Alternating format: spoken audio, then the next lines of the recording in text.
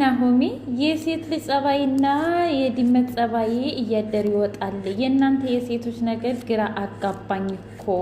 ምንድን ነው ቁጭ ብላችሁ የምትፈትሉት? እኔ እኮ እስከዛሬ ትነግሩኛላችሁ ብዬ ነው እንጂ ይሄንን እንደዚህ መሆኑን ባቅ ኖሮ እና ከእናንተ ጋር አብሬ መብላት መጠጣት ቀርቶ አይደለም ሰላም እንኳ አልላችሁም። ጽናትስ አንቺ ምን ሆነሻል? ቆይ አብድሻል እንዴ? ጤነኛ አይደለሽም እያለ በጣም ተናደደ። እስከ ነገ ጧት የሆናችሁትን ነገር የማትናገሩ ከሆነ እኔ ናሆም አይደለሁም ምሩ፣ አንቺንም አላቅሽም ጽናትንም ደግሞ አላቃትም ብሎ በጣም ተናደደባቸው።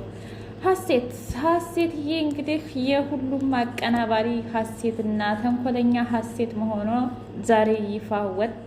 ምክንያቱም እስከ ዛሬኛ ሀሴት አንባቢ ነች እንዲሁም ደግሞ ጨዋ ነች እያልን ስናመሰግናት የነበረችዋ ልጅ የኪራየንና የጽናትዬን ህይወት ያበላሸችው ያመሰቃቀለችው እሷ ሆና ተገኘች። ጭራሽ ምሩዬን አገተቻት።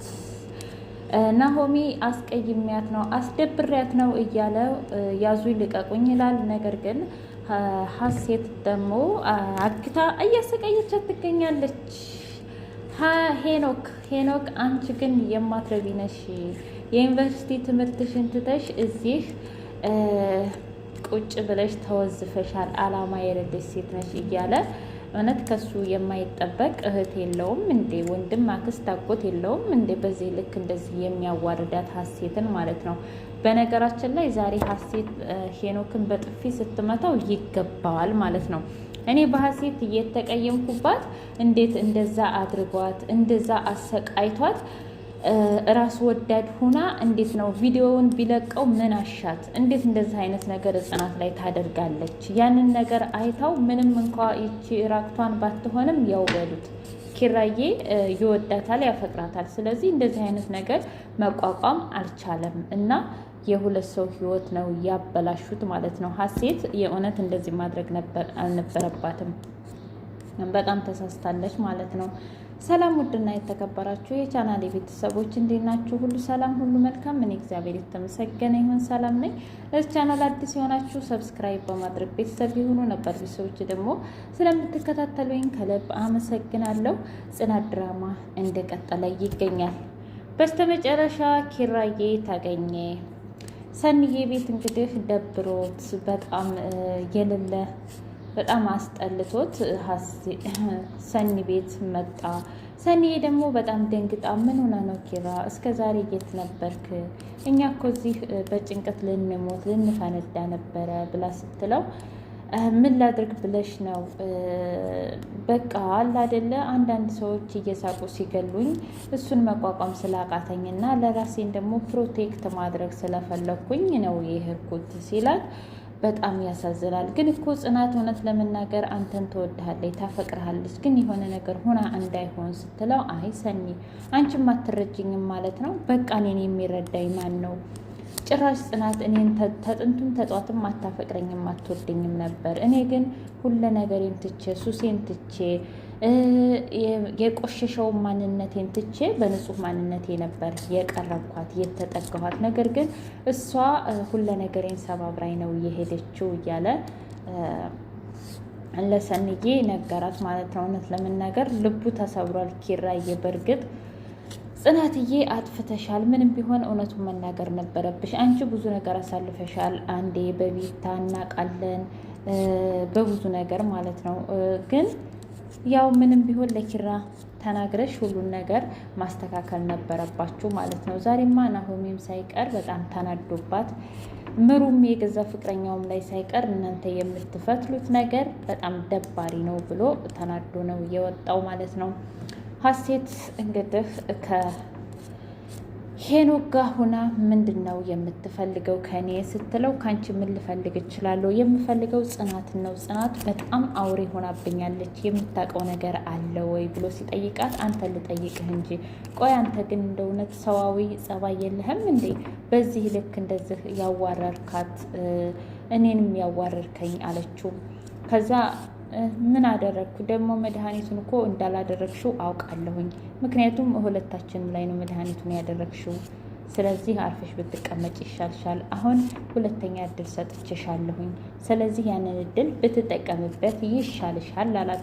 እሷ ደግሞ ባልጠቀምበትስ ምን ታደርገኛለህ ስትለው ለጽናት መርዝ ስትጨምሪ የነበረውን ቪዲዮ ለጽናት ብልክላትስ ምን ይሰማሻል እያለ ይህንን ሲነግራት ምሩዬ ደረሰችበት። ከዛ ምሩዬ ምን እናንተ የማትረቡ የወንድምና የእህቴን ህይወት የምታበላሹት እናንተ ናችሁ ማለት ነው ብላ ስትናገራቸው እንግዲህ አገቷት። ምሩዬ ደግሞ የግድ መድኃኒቷንም መውሰድ አለባት፣ ሰው ያስፈልጋታል ማለት ነው። ናሆሜስ እንዴት ነው የሚቋቋመው ይህን ነገር?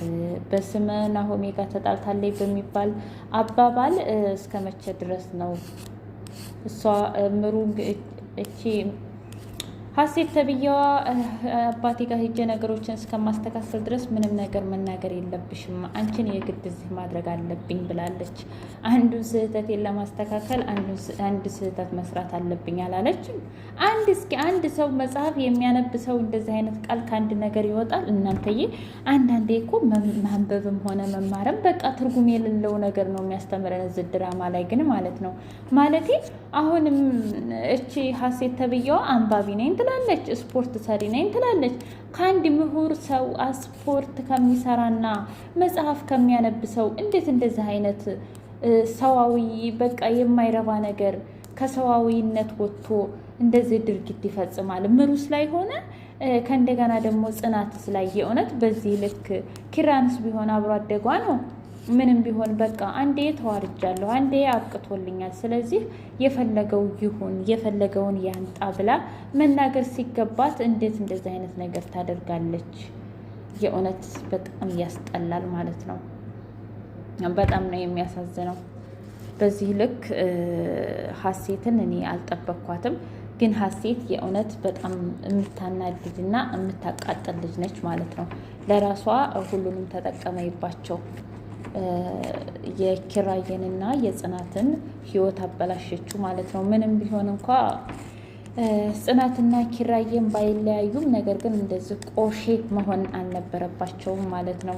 ሂጂ ነገ ናሆሚ ይመጣል ለምሳ ሂጂ ስሪ ሲላት እንኳ ቁም ብላ በቃ ጠላሀይ ማለት ነው እያለች ከራሷ ጋር እያወራች ነበር። ሂጂ ነው የምልሽ ብሎ ካመነጨቃት በኋላ አይ ጽናት እንደዚህ እኮ አልፈለኩም ነበረ፣ ግን ምን ዋጋ አለው እያለ በራሱ እየተጸጸተ ነበር እውነት ለመናገር ማለት ነው። እና በዚህ ልክ እኒህ ሁለት ልጆች ሲጎዱ ግን ማየት አይከብድም? ሰንዬ አየ ፍቅር እያለች ነው። ወይ ፍቅር እንደዚህ ነው። የጽናትና የኪራስ እንደው የባሰው ነው። ምን ይሻላል ብላ እስኪ ሂጄ ለእህቴ ልንገራት ብላ እህቷ ደውላ ይህን ታሪክ የምታወሪኝ ያንቺ ነው ወይ ብላ ዘጋችባት። ወይ ጉድ እህቴም ተቀየረች፣ አረ እኔ አይደለም እያለች ግራ ገብቷት ነበረ እህቷ ሳትቀር ማለት ነው። እና ዝህ የእንትና ነገር የሄኖክ ነገር እስከ መቼ ነው ጉዱ የማይወጣው? እንደገና ደግሞ ለምንድን ነው ቢያንስ ኪራዬ አሁን እዚህ ላይ እኔ በእርግጥ ኪራዬ ያሳዝኖኛል፣ ግን ኪራ ባለፈው ፍቅር ይዞኛል ከጽናት ሲለው አይ አይልም ነበር እንዴ? ምንም እንኳ ልድህም አላፈቅርህም እንኳ ብትለው ነገር ግን መከላከል ነበረበት። ስለዚህ እየተከላከልላት እኮ አልነበረም እውነት ለመናገር ማለት ነው። እና ኪራዬም አብዝተኸዋል፣ ስለዚህ ልትከራከርላት ይገባ ነበረ። ጽናትዬን ደግሞ ሄኖክ የግድ ነው እንጂ እንደዚህ የሚያደርጋት በፍጹም እሷ እንኳን ልትፈልገው ቀርቶ ምንም አትፈልገውም ማለት ነው። ጭራሽ በጥፊ አጋይተዋለች። ስለዚህ ኪራዬ ልብ ግዛ፣ ሄኖክ ሊያጠፋህ ነው የመጣው እንጂ ሊጠቅምህ አይደለም። ጽናትዬን ሊወስድብህ እንዲሁም ደግሞ በማይረባበት ተንኮል ነገር ልክ እንደ ቤታ ሴራ ሊሰራብህ ነው። ስለዚህ ኪራ መንቃት አለብህ። ኪራ ስትመጣ እንደውም ሀሴት እንኳ ውንብድ ብድብድ ብላ ነበር። ምሩ የት ነበረች? ምን ምሩ ማናት እያለች አፏ ትብትብትብ ብሎ ነበረ። ስለ ጽናትን ሲጠይቃት ጽናትም የለችም እያለች ነበር። አይ ጽናት እንኳ አሁን እየመጣሁ ነው አለችኝ እያለ ሲያወራት ነበረ። ስለዚህ ኪራም ቶሎ መንቃት አለበት የምትሉ ኮሜንት ላይ እስኪ አስቀምጡ ማለት ነው። ጽናትን ደግሞ ይበቃታል፣ ይሄ ነገር መናገር አለባት። ኪራና ጽናትዬ የግድ ፍቅራቸው መቀጠል አለበት ማለት ነው። ገገሙ እኮ። ውድ ቻናሌ ቤተሰቦች የዛሬው ጽናት ድራማ ይህንን ይመስል ነበር። ምን ተማራችሁ? እኔ የተማርኩት ነገር ጽናትዬ ለጓደኞቿ ብላ የምትከፍለው ለምሩዬ ለጓደኞቿ ብላ የምትከፍለው መስዋዕት በጣም ደስ የሚል እንዲሁም ደግሞ የሚያሳዝን ነው። ናሆሚም ቢሆን እንደዛው ማለት ነው።